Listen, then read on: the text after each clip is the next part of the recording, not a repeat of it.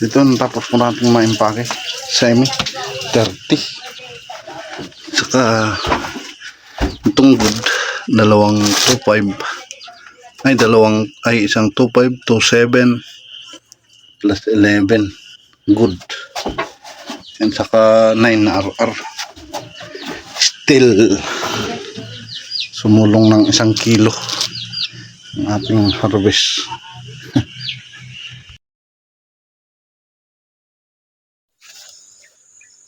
Good morning po mga farming, mga kaubla.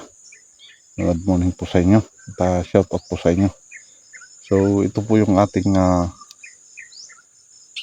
update doon sa harvest ko nung nakaraan kahapon. Hindi ko kayo na update. Yung aking harvest ay nasa umigit lang siya ng 2 kilo. Sumulong lang ng 2 kilo lang po yung kanyang sulong, 102 kilos. Yung kasusunod siguro yung pang-apat ang hindi ko alam kung magbabawas. Kasi nga, yan, medyo bawas na po yung mga bunga. At yung mga, ito na lang yung mga marami. Itong mga maliliit. Ewan ko lang, hindi natin ma-tansya. Kung sa Biyernes na pitas ay susulong. Pero magbabawas, natin alam. So, ito yung aking na harvest. Bali 93 lahat yung ginawang good. Yung semi ko ay ginawang good at yung RR ay yun ang hindi pa masyadong nabibili. At ang benta naman po ay bayad sa akin 31 pesos ang kada kilo. So, ayos pa naman yun. Huwag lang bababa pa yun. Sa ganong presyo ay nakakaipon. Kaya may bayad po yun na 2,883 yung bayad po niya. Kaya yung kanyang bayad ay bumili po ako ng, yun po ang binibili ko ng pang-spray. Kaya yung mga harvest ko, mga unang itong mga hina-harvest ko na to, ipapakain ko din po dito sa aking tanim. Hindi po siya magiging income para itago. Ito naman po ay akin gagamitin dito sa aking gulay. Katapos naman po para dumami yung mga bunga. Kapag dumami po at medyo malaki-laki na po yung aking kikitain, yun po yung ating itatago o itatabi. So dito yung itong mga harvest po natin para mapaganda yung ating tanim ay bibili po natin ng pataba saka pang spray. Alam nyo naman ang talong kailangan pong magastusan. Mga paunang harvest po natin ay pinapaikot po natin pangbili ng pang spray, pang pataba para po magtuloy yung mga bunga at hindi po titigil yung ating pamimitas. Kaya yan po ang ating gagawin.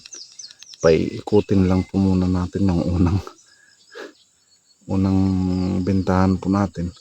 Pambili po natin ng mga pataba, pang spray. So ito yung aking tatalian.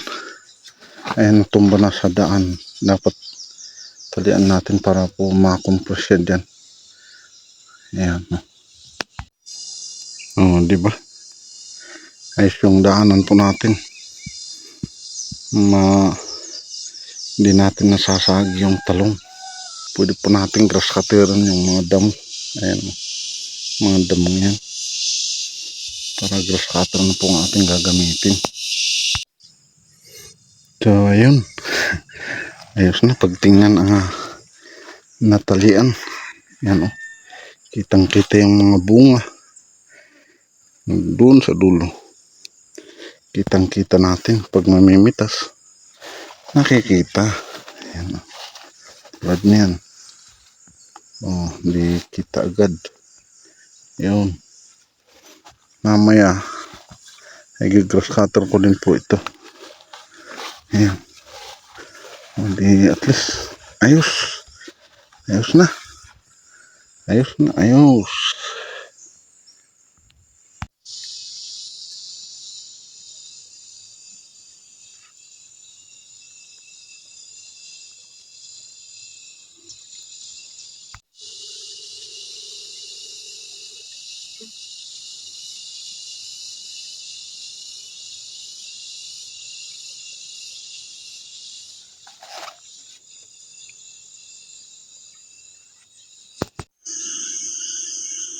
So ito, natapos ko naman po itong ma-spray lahat. Itong talong. Yan o, yung panghuli natin may buko na o. Yun, meron ng mga buko. Sa next week ay malalaki na po yan. Yan, madamo. Kailangan linisin din. So,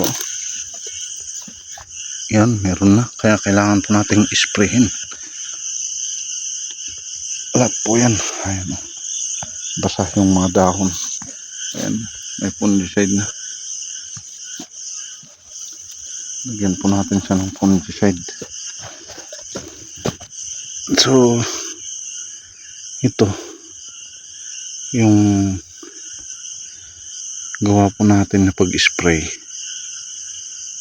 Galing po yung ating in-spray ay galing po dun sa pinagbentahan po natin na nauna. Mga ikot-ikot lang ba yung ating gagawin. Pag tayo umani, yun din po yung ating gagamitin na paikot ba natin para di tayo gagastos ng iba pang gastusin.